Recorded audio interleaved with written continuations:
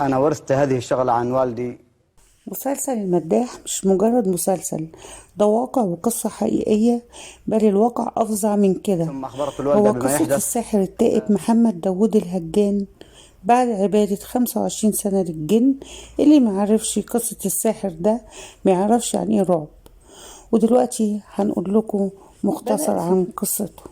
بدأ الساحر داوود كلامه انه بيناشد الجميع ما يختاروش ويصدقوا اي ساحر او دجال. الشريحة دي من السحرة والدجالين بتصيب العقيدة اللي هي اغلى شيء في حياتنا، فلما بيلجأ مخلوق لمخلوق زيه ده بيقع في كارثة وبيسأل المخلوق وبينسى الخالق. وقال انه استطاع ان يساهم في توبة 58 ساحر في اليمن، واشار الى انه عاش مع الجن والشياطين 18 سنة كلها راحت هباء منصورا. ويرجع ده كله ولعدم وجود الإيمان في الأسرة، فوالده كان ساحر وهو ورث السحر عن والده. ولما الشياطين عرفوا إن أبوه قرب إنه يموت، صمموا إن هو يكون له بديل، فعملت الشياطين إن يكون البديل ده هو بطل قصتنا النهاردة. وكان لسه بيرضع، فكان عمره لسه ما اتجوزش 6 شهور. ولو قال مارس والدي يا رب اصرف الشياطين عن ابني لصرفهم، لكن ضعف ايمان والده خلاه يسيبه للشياطين. ولما توفى والده بدأت رحلة الشقاء في شروط يستوفيها. وقال كنا بنصلي لأحد القبور ثم ذهبت لأحد الدول العربية ومارست السحر المصحف لمدة 40 يوم، ودي كانت شروط الشياطين عشان يبقى ساحر. وتعليق على كده قال الشيخ عبد المحسن الأحمد إن البداية كانت ضعف الإيمان ثم السجود لغير الله. ثم وجه سؤال للساحر التائب قائلا لي: هل كنت سعيد في حياتك طوال السنوات 18 دي؟ فأجاب التائب بقول: يقول الله تعالى: ومن أعرض عن ذكري فإن له معيشة ضنكا. فلا يمكن لعاص أن يعيش حياة سعيدة رغم المال الوفير.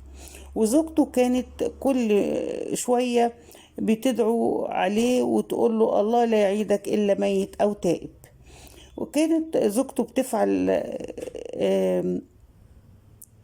يعني هو بيقول ان زوجته ما كانتش موافقه على اللي هو بيعمله، وقال ان هو حاول الانتحار اكتر من مره عشان يتخلص من الحياه دي. ووجه التائب نداء لمن يلجؤون للسحرة والمشعوذين قائلا: اتقوا الله في أموالكم وأولادكم فهؤلاء السحرة أضعف مما تتخيلون. ويتكلم الساحر عن توبته فقال: الحمد لله الذي أنقذني من ظلمات الشياطين إلى نور التوبة. وكانت ليلة التوبة أو هي السبب إن هو رأى في المنام إنه مات ولقى نفسه في القبر، وحس بكل حاجة بتحصل في القبر من سؤال الملكين، وان لسانه ما قدرش يجاوب على أسئلة الملكين، وحس بكل حاجة. وجال والده وقال له: اهرب من المكان ده. وفعلا قرر ان هو يتوب، لكن الجن والشياطين ما سابوهوش وحاولوا يرجعوه تاني. مراته قالت له: ابدا اوعى ترجع. فقتلوا ابنه كبير قدامه، برضو صمم ان هو يتوب ما يرجعش، وابنه التاني برضو موتوه. وحتى مراته كانت حامل اجهضوها، لكن هو اصر على التوبة، ومراته ساعدته على انه يستمر في التوبة. وبيحكي وبيقول: جه الدور على زوجتي وكانت حامل في الشهر الأخير، فانتزعوا الجنين من أحشائها ثم قتلوها.